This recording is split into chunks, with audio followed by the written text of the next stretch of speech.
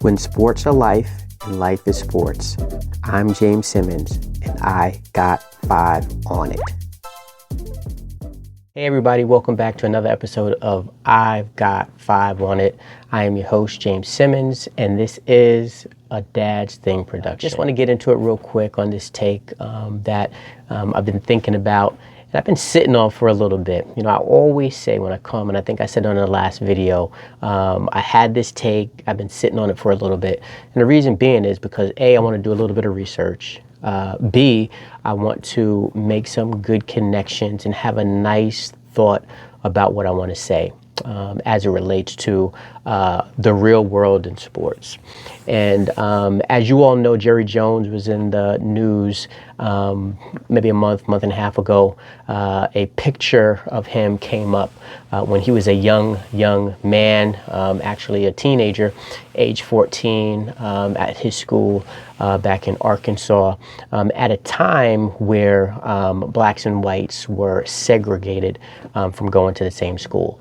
And at this particular point in time, I believe he was a sophomore in high school. There was, I think, maybe 9 black students coming to his school to integrate this all-white school for the first time back in the day. Recently, Jerry Jones was asked about this, and he really sidestepped the question, in my opinion.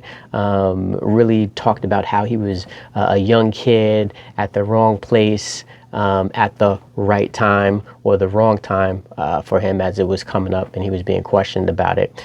And that, you know, this was a dark time in our history.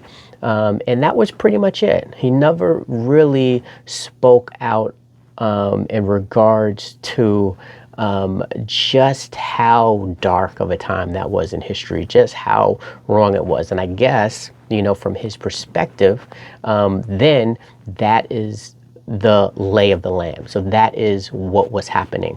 So I get that. But fast forward it to 2022. The year that we're in right now, 80-year-old, very successful businessman, definitely not afraid of the spotlight, the cameras, and all of the other things that go along with being a billionaire, multi-billionaire.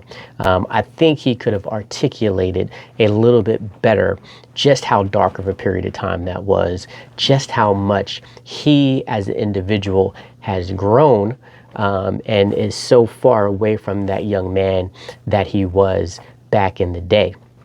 And basically it got me to question, if he could not articulate that at this point in time, 2022, as a successful man, 80 years old, in front of cameras and so on and so forth, is he really a changed person?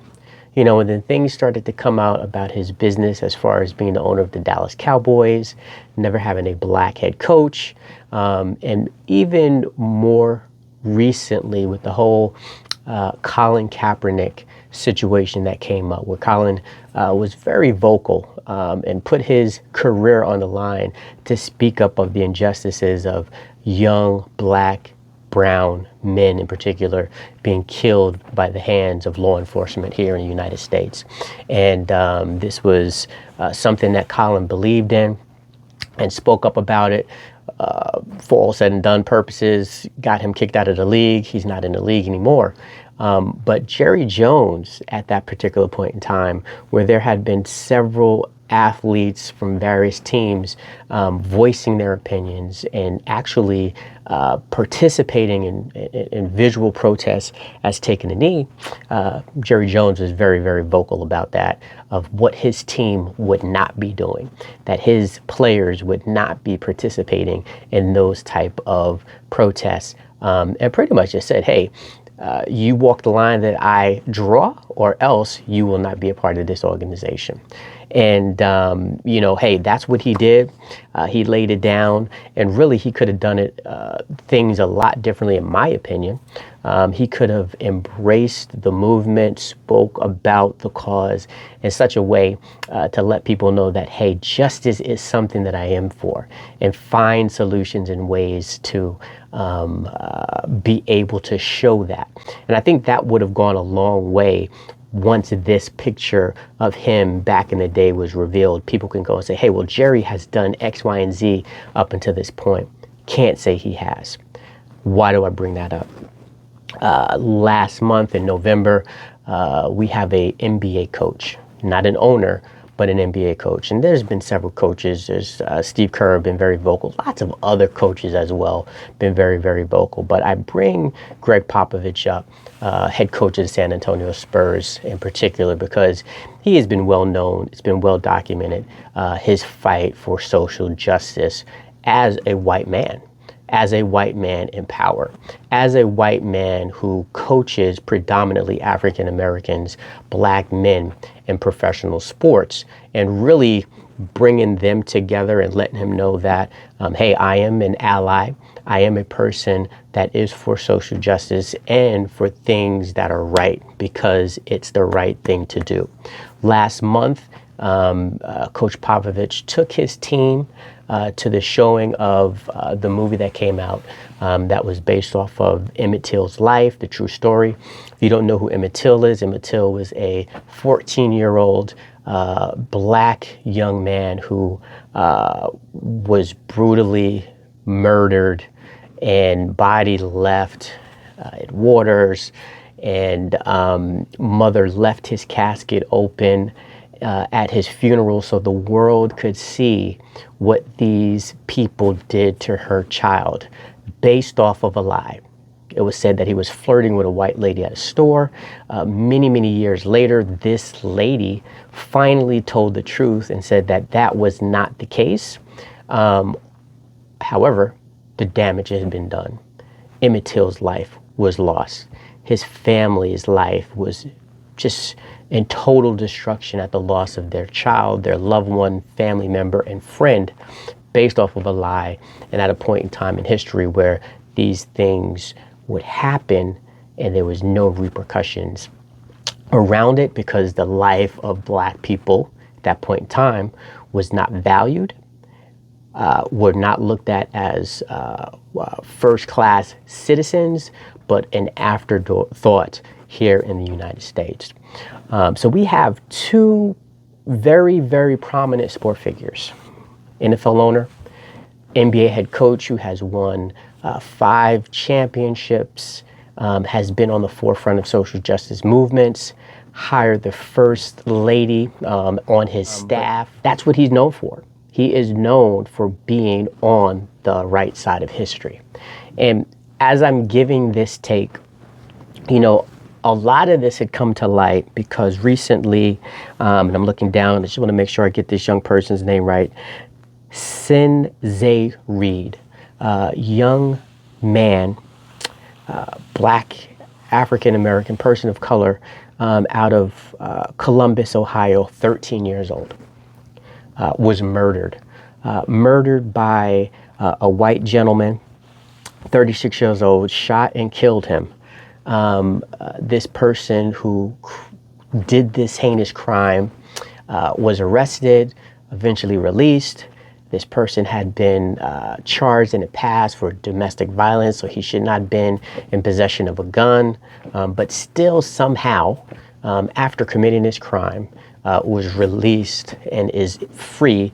And we don't have much information today about the investigation of this crime, any evidence, so on and so forth, or what is going to happen as a result of this young man losing his life. Lots of questions have not been answered.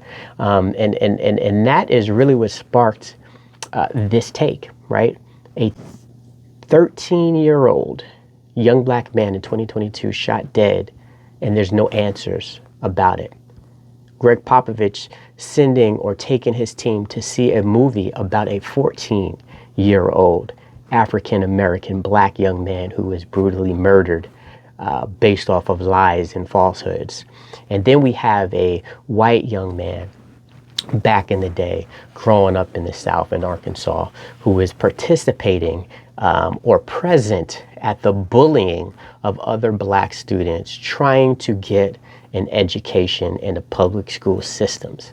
And in 2022, as a 80-year-old, he could not articulate how evil that time was, or show what he is doing today to remedy even him being there by being on the right side of history and a lot of things as we try to move forward and create a just place for all people, regardless of color, gender, religion, and all of those other things that we all have the right to practice and be a part of here in the United States. So that is my take for today. Went a little longer. There was a lot of pieces to it, but something that I'm very passionate about, just the uplifting of all people, regardless of your ethnicity, regardless of your religion, regardless of your gender makeup. Believe in the human soul, believe in human beings is where I'm coming from. So want to thank you for your support and watching these takes.